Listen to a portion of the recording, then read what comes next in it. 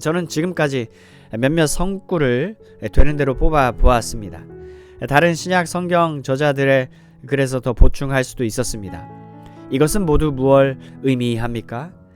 그 의미를 가장 잘 드러내는 최고 방법은 다음과 같은 것으로 생각됩니다.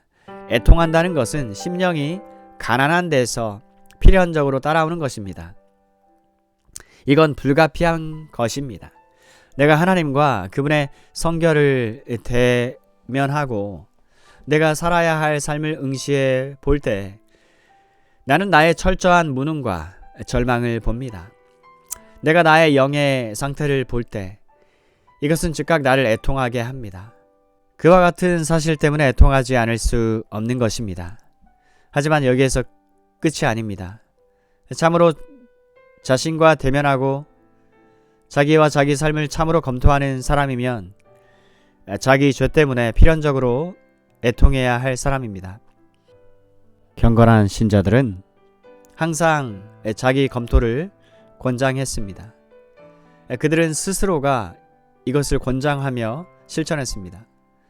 무릇 사람이 하루 일을 끝내고 모든 일을 잠깐 멈추고 묵상하는 가운데 자기 삶을 훑어보고 나는 오늘 무엇을 했는가, 무엇을 말했는가, 다른 사람들에 대해 어떤 행동을 하였는가 하고 자문해보는 것은 좋은 일이라고 그들은 말해줍니다.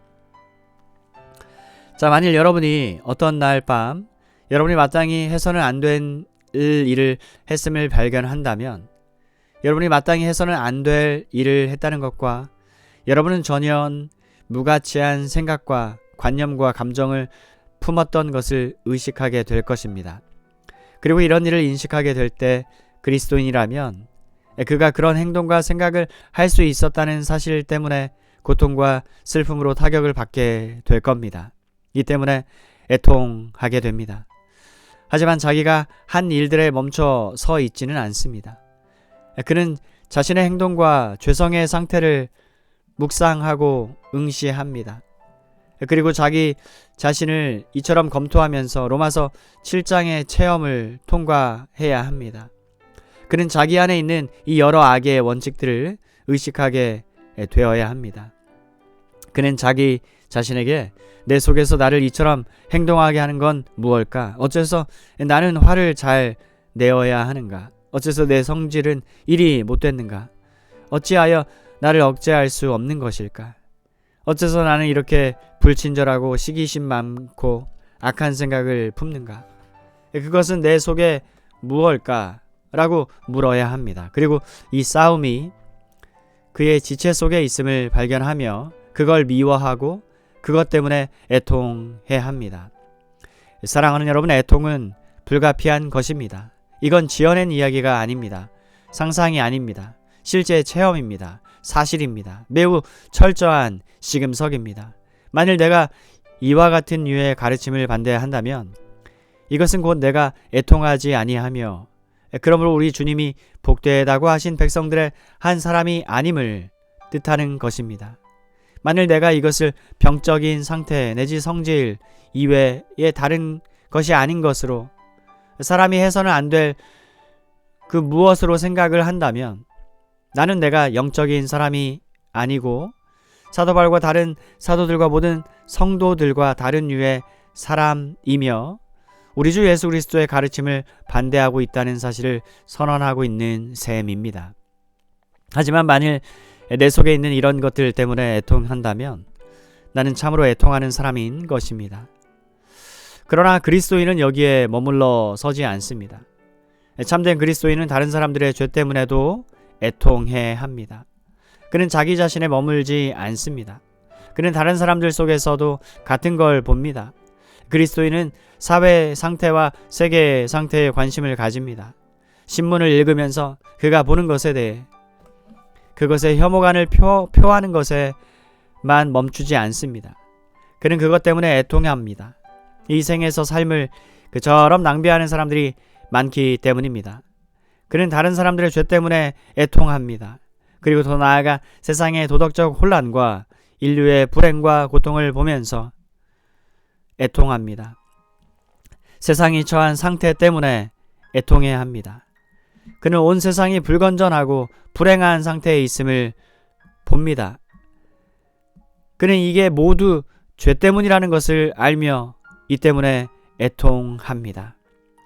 사랑하는 여러분, 우리 주님이 애통하신 것도 이와 같습니다. 그가 슬픔을 많이 겪었고 질고를 아는 자이셨던 까닭도 이와 같습니다. 나사로의 무덤에서 우신 것도 바로 이 때문입니다. 주님은 우리에게 죽음을 가져오고 삶을 망쳐놓고 삶을 불행하게 만든 죄라고 하는 무섭고 추하고 더러운 것을 보셨습니다. 이 때문에 주님은 우셨습니다. 주님은 심령으로 고통하셨습니다. 그리고 예루살렘 사람이 그분을 배척하고 정죄를 초래하는 것을 보고 이 때문에 우셨습니다. 그분은 예루살렘 성을 보고 애통하셨습니다. 그분의 성품을 받고 그분을 참으로 따르는 사람도 그래서 애통합니다. 다시 말하면 그는 바로 죄 그 자체의 성격 때문에 애통해야 합니다. 죄가 세상에 들어와 이런 무서운 결과를 가져온 사실 때문에 애통해야 합니다. 참으로 그는 죄가 하나님께 대해 어떤 의미를 가지는가, 즉 하나님의 철저한 혐오와 증오, 말하자면 할 수만 있으면 하나님의 마음을 찢으려는 이 무서운 실제를 압니다. 사람들의 반역과 오만과 사단에게 귀를 기울인 결과를 알기 때문에 애통합니다. 그는 이것 때문에 고뇌합니다. 이것 때문에 애통하는 것입니다. 이 문제에 대한 신약 성경의 가르침이 있습니다. 신약 성경에서 이 영적 의미의 애통이 바로 이것입니다. 그 내용을 이렇게 가장 잘 나타낼 수 있겠습니다. 그것은 세상의 영과 정신과 전망과는 정반대가 됩니다. 우리 주님이 말씀하신 대로 지금 웃는 바깥 세상을 보십시오. 전시에도 말입니다. 세상은 아직도 실제 상태로를 바로 보지 않았습니다. 이것을 무시하며 행복해지려는 노력을 계속하고 있습니다. 세상의 표어는 먹고 마시고 즐기자 이것입니다. 세상은 웃으며 말하기를 이런 일들에 너무 집착하지 마 라고 합니다. 애통하는 것은 이와 정반대입니다. 이처럼 그리스도인의 자세는 본질적으로 다릅니다. 하지만 우리는 이 점에 머물러 서지 않습니다. 그렇지 않으면 우리의 그리스도인에 대한 서술은 불완전한 것이 됩니다. 우리 주님은 팔복에서 완전한 진술을 하셨으므로 우리도 이것을 완전한 상태로 취해야 하겠습니다. 애통하는 사람들은 복이 있다. 그들이 위로를 받을 것이다 라고 주님은 말씀하십니다. 주님은 애통하는 사람이 참으로 복되다고 말씀하십니다. 이건 하나의 역설입니다. 어떤 의미에서 행복합니까? 그는 일신상 의미에서 행복합니다. 죄의 상태 때문에 참으로 애통하는 사람은 회개하려는 사람입니다. 사실은 이미 회개하고 있습니다. 그리고 그 위에 성령의 사역의 결과로 참으로 회개하는 사람은 주 예수 그리스도에게 인도함 받을 것이 분명한 사람입니다. 그는 자신의 철저한 죄성과 절망을 보고 구주를 찾습니다. 그는 그리스도 안에서 구주를 발견합니다. 애통의 의미를 먼저 알기 전에 주를 그의 구주로, 구속주로 알 수 있는 사람은 없습니다. 나는 얼마나 비참한 사람입니까? 누가 이 죽음의 몸에서 나를 건져내 주겠습니까? 라고 울부짖습니다. 우리 주 예수 그리스도를 통하여 나를 건져주신 하나님께 감사할 따름입니다 라고 말하는 수 있는 사람뿐입니다. 자, 이 일은 항상 계속되는 일입니다. 이 일은 항상 계속되는 일입니다. 우리가 참으로 애통한다면 우리는 즐겁게 될 것입니다. 위로를 받을 것입니다. 성령께서 그분의 완전한 만족의 대상으로서 예수 그리스도를 그에게 계시할 때는 사람이 철저한 절망 속에 있는 자신을 볼 때입니다. 그는 성령으로 그리스도가 자기 죄를 위해 돌아가셨으며 하나님 존전에 자신의 변호인으로서 계심을 봅니다. 그는 그 속에서 하나님께서 예비하신 완전한 준비를 보며 즉각 위로를 받습니다. 이것은 그리스도인의 삶에 있는 놀라운 일입니다. 여러분의 슬픔은 기쁨으로 변합니다. 그러므로 슬픔이 없이는 기쁨도 없습니다. 이것은 개심에 있어서 그러할 뿐 아니라 그리스도인에게 계속되는 일입니다. 그는 죄책이 자신에게 있음을 발견합니다. 처음에는 이것 때문에 낙심하고 애통합니다. 하지만 이것이 이번에는 그를 그리스도에게 돌아가게 합니다. 그가 그리스도에게로 돌아서는 순간 주님의 평화와 행복이 돌아옵니다. 그는 위로를 받습니다. 이처럼 여기에 즉각 가득 채워질 그릇이 있는 셈입니다. 사랑하는 여러분, 참으로 애통하는 사람은 위로를 받으며 행복합니다. 이처럼 그리스도인의 삶은 이렇게 애통과 기쁨이, 슬픔과 행복이 교차하는 삶입니다.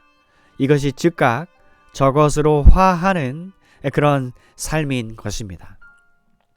하지만 그리스도인에게 제공되는 이 즉각적 위로만 있는 것은 아닙니다. 또 다른 위로, 이미 언급한 바와 같이 로마서 8장에서 사도 바울이 정교화한 복된 소망이 있습니다. 바울은 이 순간에도 성령의 처음 열매를 가진 우리 자신들도 속으로 신음하며 하나님께서 우리를 아들로 삼으시고 우리 몸을 온전히 속량해 주시기를 기다리고 있습니다 라고 하였습니다. 그리고 계속해서 우리는 이 희망으로 구원을 받았기 때문입니다. 현재 우리가 당하는 고난은 장차 우리에게 나타날 영광에 비하면 아무것도 아니라고 나는 생각합니다 라고 했습니다. 다시 말하면 그리스도인은 세상을 바라보고 자기 자신을 바라볼 때에도 불행합니다. 그는 심령으로 신음합니다. 그는 사도들과 주님이 느끼신 죄의 짐을 느끼는 것입니다. 하지만 즉각 위로를 받습니다. 그는 다가오는 영광을 압니다. 그는 그리스도께서 돌아오실 날이 동터올 것을 압니다. 그러면 죄는 땅 위에서 물러갈 것입니다. 의에 거하는 바 새 하늘과 새 땅이 임할 것입니다. 오 복된 소망이여. 애통하는 사람들은 복이 있습니다. 그들이 위로를 받을 것이기 때문입니다. 하지만 사랑하는 여러분, 이런 것을 믿지 않는 사람에게는 무슨 소망이 있겠습니까? 그리스도인이 아닌 사람에게 무슨 소망이 있습니까? 세상을 바라보고 신문을 읽어 보십시오. 여러분은 무엇을 의지할 수 있겠습니까? 50여 년 전에는 세계가 급속히 개선되고 호전되고 있다는 사실에 의지했습니다. 하지만 지금은 그렇게 할 수 없습니다. 교육에 의지할 수도 없습니다. 국제연맹이나 국제연합도 이제는 의지할 수 없습니다. 만사가 시도되었지만 실패하였습니다. 세상에 무슨 소망이 있습니까? 없습니다. 이제 세상을 위한 위로는 없습니다. 하지만 죄와 세상의 비참 때문에 애통하는 그리스도인에게는 위로, 복된 소망의 위로, 장차 올 영광이 있습니다. 그러므로 그리스도인이 신음하더라도 동시에 그 앞에 있는 소망 때문에 행복합니다. 그리스도인에게는 궁극적인 영원한 소망이 있습니다. 우리는 저 영원한 상태에서 복을 누리게 될 겁니다. 우리의 삶을 해치거나 삶의 가치를 떨어뜨리거나 그르칠 것이 하나도 없을 것입니다. 슬픔과 탄식은 다시는 없을 것입니다. 모든 눈물을 그 눈에서 씻겨 주실 것입니다. 영원한 빛 속에서 영원히 그분의 빛을 누릴 것입니다. 순수하고 온전한 기쁨과 축복과 영광을 체험할 것입니다. 사랑하는 여러분, 애통하는 사람은 복이 있습니다. 그들이 위로를 받을 것이기 때문입니다. 얼마나 참된 것입니까? 이걸 알지 못한다면 우리는 그리스도인이 아닙니다. 그러나 만일 우리가 그리스도인이라면 이 점을 압니다. 용서받은 죄로 인한 이 기쁨, 화해의 기쁨, 우리가 하나님에게서 이탈해 나갔을 때 하나님이 우리를 도로 찾으신 것을 아는 기쁨, 우리 앞에 있는 영광의 기쁨과 기대감, 영원한 상태를 기대하는 데에서 오는 기쁨을 아는 것입니다. 그러면 애통하는 사람을 정의해 봅시다. 이 사람은 어떤 사람입니까? 슬픈 사람입니다. 하지만 병적인 사람은 아닙니다. 그는 슬픈 사람입니다. 하지만 비참한 사람은 아닙니다. 심각한 진지한 사람입니다. 하지만 엄숙한 사람은 아닙니다. 신중한 사람입니다. 하지만 퉁명스럽지는 않습니다. 위험 있는 사람입니다. 하지만 냉정하거나 부정적인 사람은 아닙니다. 위험 속에는 따스함과 끌어당기는 힘이 있습니다. 다시 말해서 이 사람은 항상 신중합니다. 하지만 심각을 가장하지는 않습니다. 참된 그리스도인은 비탄이나 유쾌한 모습을 가장해야 할 사람이 아닙니다. 그렇습니다. 그는 삶을 진지하게 바라보는 사람입니다. 그는 삶을 영적으로 응시합니다. 그는 삶 속에서 죄와 그 결과를 봅니다. 그는 심각하고 신중한 사람입니다. 그의 전망은 항상 진지합니다. 하지만 이러한 견해와 진리에 대한 이해 때문에 그는 말할 수 없이 영광스러운 기쁨으로 충만해 합니다. 그러므로 그는 속으로 신음한 내지 탄식한 사도 바울과 같지만 그리스도를 체험함과 장차 올 영광 때문에 행복합니다. 그리스도인은 어떤 의미에서든 피상적인 사람이 아닙니다. 근본 진지하고 근본 행복합니다. 그리스도인의 기쁨은 거룩한 기쁨입니다. 그리스도인의 기쁨은 진지한 행복입니다. 저 피상적인 행복과 기쁨의 모습은 그에게 없습니다. 그렇습니다. 이건 엄숙한 기쁨입니다. 거룩한 기쁨입니다. 신중한 행복입니다. 그러므로 그가 위험이 있고 침착하고 진지하지만 결코 냉정하거나 부정적인 사람이 아닙니다. 그는 우리 주님을 닮아서 신음하고 울지만 그 앞에 있는 기쁨으로 인해서 십자가를 참으며 수치를 경멸합니다.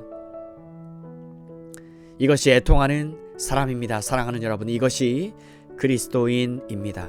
이것이 죄론을 설교하고 강조하고 사람들에게 돌연한 결정을 강요하지만은 않는 과거 시대에 교회에서 볼 수 있었던 그리스도인의 모습입니다.